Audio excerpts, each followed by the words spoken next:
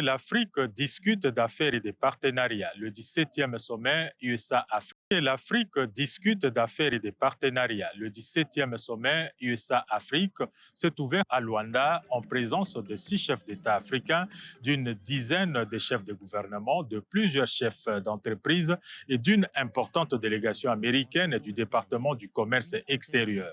Ouvert par le président angolais et président de l'Union africaine, João Lourenço a vanté les potentiels dont dispose l'Afrique.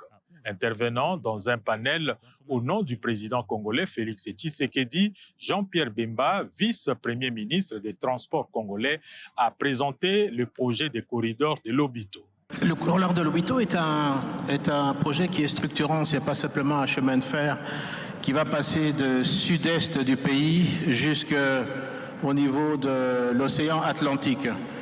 C'est un projet qui amène la Zambie, la RDC et l'Angola à pouvoir se structurer. Ça va permettre l'exportation, comme vous savez, d'un nombre important. On parle aujourd'hui, dès le début de l'opération, ça va permettre d'évacuer en moyenne 3 millions de tonnes de minerais par an.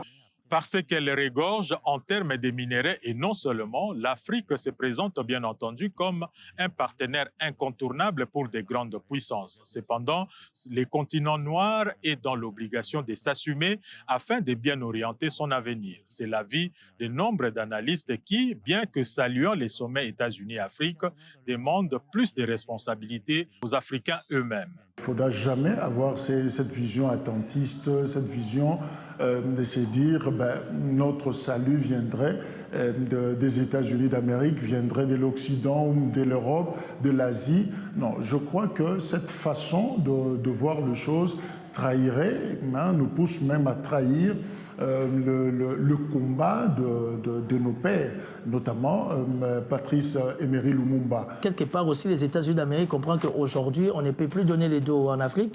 Aujourd'hui, particulièrement, il faut venir vers l'Afrique et dans le cadre de plusieurs partenariats gagnant-gagnant, ce qui veut dire que la politique américaine, c'est une politique qu'il faudra supporter parce qu'a priori, pour les Américains, c'est d'abord sécuriser leurs intérêts. Mais par-dessus tout, comme aujourd'hui le monde est mondialisé et globalisé, ça montre à suffisance qu'aujourd'hui les États-Unis ne peuvent se permettre que de venir vers l'Afrique, évidemment comme tout le monde, enfin de se créer un souffle nouveau. Le 17e sommet d'affaires États-Unis-Afrique se tient dans un contexte délicat, marqué par des crises armées dans plusieurs régions du monde qui touchent d'une manière ou d'une autre l'Afrique et les États-Unis.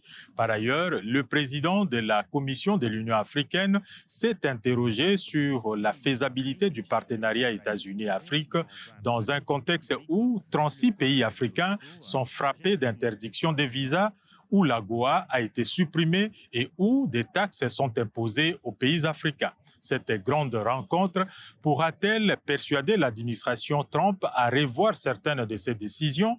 Une question encore sans réponse pour l'instant.